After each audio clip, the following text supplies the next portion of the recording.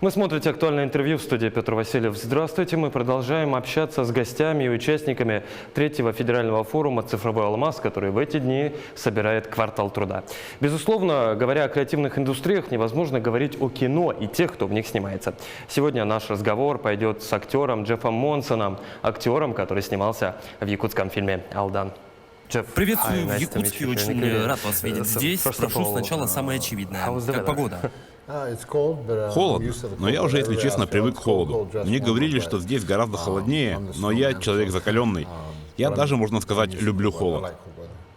Что вы слышали о Якутии до того, как приехали? Мне рассказывали, что здесь очень красивая природа, много медведей, что мне, кстати, нравится. Вообще, в большей степени рассказывали про животных, медведей, оленей, ну и так далее. А еще я слышал, что здесь очень добрые и открытые люди, которые очень сильно связаны с природой.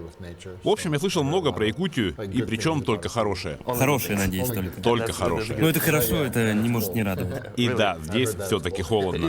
Правда? Сейчас тоже? Ага, но не так, как меня пугали. Нормально, в общем. Я знаю, что вы сейчас здесь снимались в фильме. Расскажите, что это был за фильм, как проходил процесс. Мне предложили роль.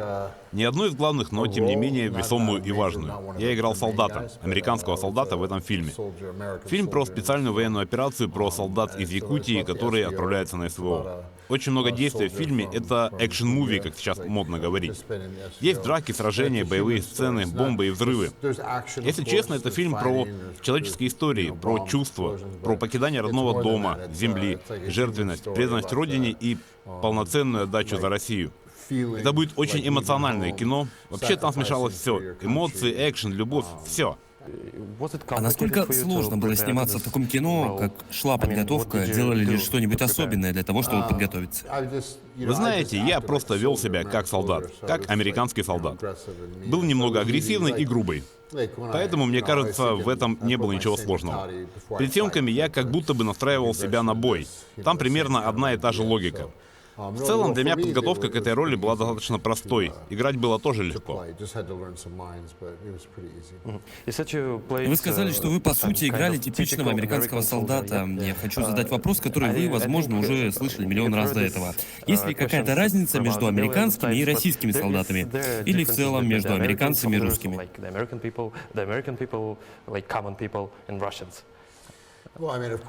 Да нет. Вы знаете, мне кажется, люди по всему миру в принципе одинаковые. И хотят они в принципе одного и того же. Все хотят быть здоровыми, хотят, чтобы их семьи были в безопасности, хотят комфорта, любви. Мы все люди одной земли. Но вместе с тем, мне кажется, что русские более образованные. Они видят мир, видят Россию частью большого мира. Русские, кстати, больше путешествуют. Особенно на праздники. Они видят и свою страну, и другие части мира.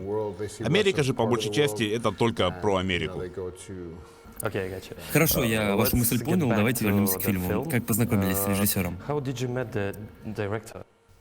Он вообще сам на меня вышел, сказал, можем ли мы встретиться в Москве. Я тогда был в Уфе, прилетел в столицу и встретился с ним.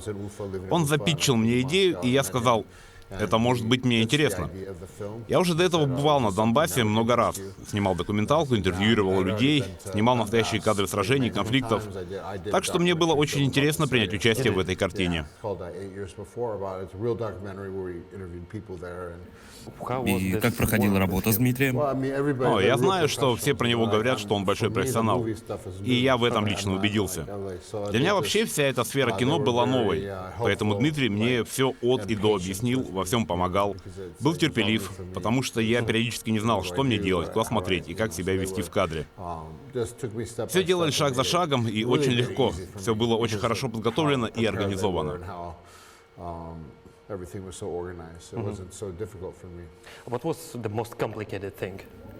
А что тогда было самым сложным? Я имею в виду в процессе съемок.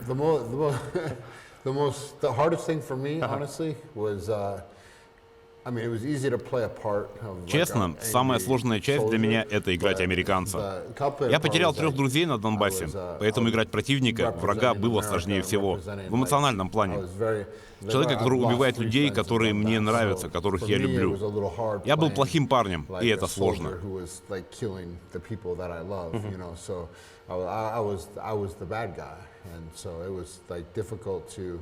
Получается играть отрицательного персонажа. Да, легко всякие боевые сцены исполнять, но в голове у меня была самая настоящая борьба. Я думал о каждом слове, что я говорил.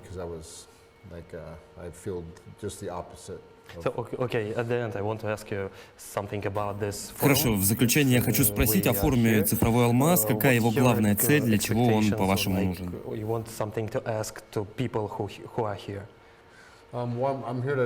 Для меня такие форумы — место, где можно поделиться всем опытом, мыслями, технологиями, знаниями и обязательно получить обратную связь.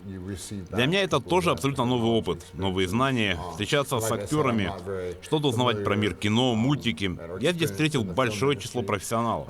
То есть главная мысль — не надо бояться делиться опытом? Так точно. Вы абсолютно правы. Никогда этого не бойтесь. Что ж, спасибо, Джефф. Это было актуальное интервью. До встречи в дальнейших эфирах.